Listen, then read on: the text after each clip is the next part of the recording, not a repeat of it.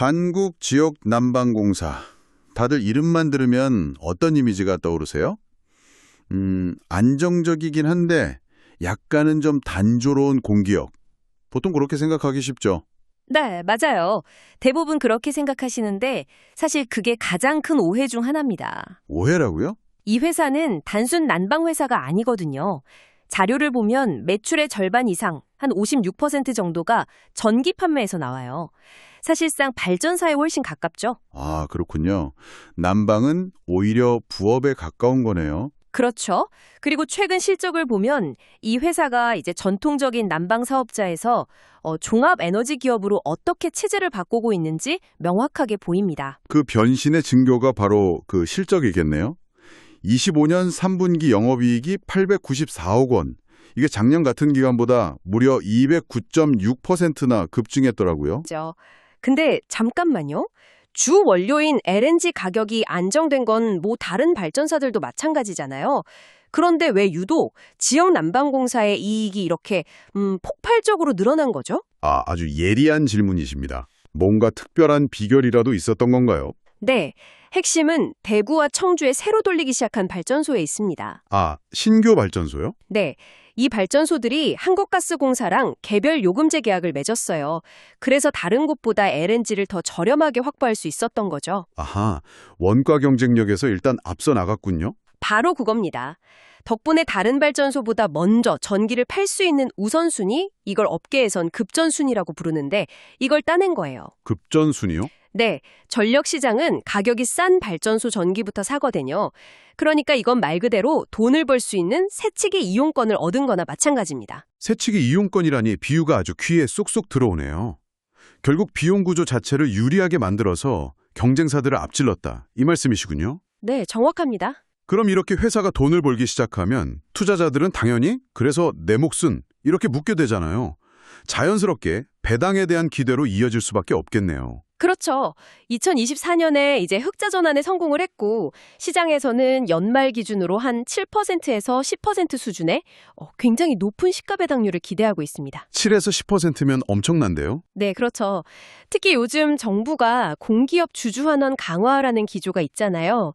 그래서 배당 성향, 그러니까 이익의 얼마를 주주에게 돌려줄지 나타내는 그 비율을 기존 20%대에서 30% 이상으로 확대할 가능성도 높게 보고 있습니다. 대표적인 저 PBR, 공기업으로서 정부의 밸류업 프로그램 수혜를 직접적으로 받는 거군요. 네, 바로 그렇습니다. 실적이나 배당은 어떻게 보면 예측 가능한 이야기인데 저는 자료를 보면서 정말 흥미로웠던 건 미래 사업이었어요. 신사업적 말씀이시군요. 네, 특히 버려지는 열을 돈으로 바꾼다는 아이디어가 정말 인상적이더라고요. 삼성전자 공장에서 나오는 뜨거운 폐수를 난방에 쓴다니 이게 정말 현실적으로 가능한 이야기인가요? 네, 이미 현실이 되고 있는 이야기입니다. 생각해보세요. 비싼 LNG 대신 거의 공짜인 열원을 확보하는 거잖아요. 그러네요. 원가 경쟁력에서 이건 뭐 게임 체인저가 될 수도 있겠는데요? 맞습니다. 삼성전자 폐수뿐만 아니라 요즘 데이터 찬터 정말 많잖아요. 그 서버를 시키느라 나오는 엄청난 열, 그 폐열을 회수하는 사업도 지금 추진 중입니다.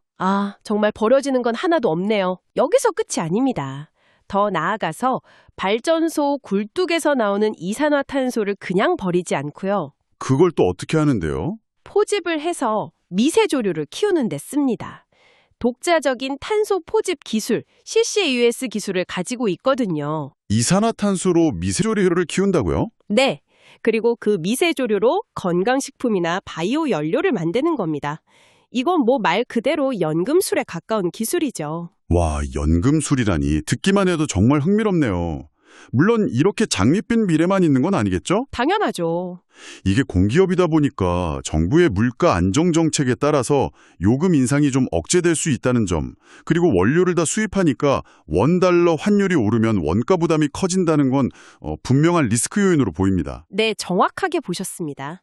그래서 현재 상황을 딱 정리하면 한국지역난방공사는 원가 안정과 밸류업 정책이라는 두 개의 아주 강력한 날개를 달고 지금 날아오르고 있는 거죠. 두 개의 날개라. 하지만 정말 흥미로운 지점은 이 두 가지가 서로 충돌할 수도 있다는 겁니다. 충돌한다고요? 네.